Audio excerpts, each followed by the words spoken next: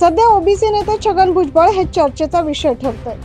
2 दिवसापूर्वी अंजली दामनिया यांनी भाजप हे छगन भुजबळ यांना मोठा ओबीसी नेता बनवणार असल्याचं म्हटलं। दामनिया यांच्या वक्तव्यामुळे राजकीय चर्चेला तर उधाण आलंय। यावर मंत्री छगन भुजबळ यांनी पत्रकार परिषदेत बोलताना काय सांगितलंय पाहूया। मला अजून काहीच माहिती नाही, त्यांना कसं काही माहिती झालं काय मला माहीत नाही आहे।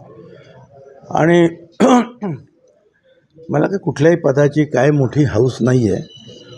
ओबीसीच्या बाबतीमध्ये मी आज नाही, गेली 35 वर्ष तुम्हाला सगळ्यांना माहिती आहे की मी काम करतो आहे। आणि पार रामलीला मैदान, हरियाणा, पटना, जयपूर सगळीकडे मोठ्या मोठ्या रॅलीजसुद्धा झाल्या।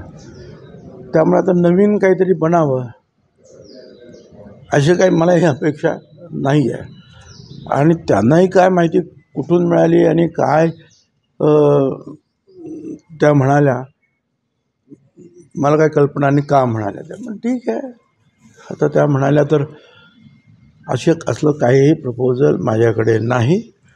आणि ओबीसीचं काम तर मी आहे देशभर करतच आहे, आणखी नवीन काय होणार।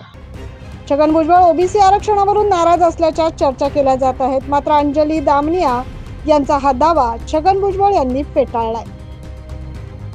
9 न्यूज महाराष्ट्रासाठी प्रतिनिधी प्रवीण काळबांडे।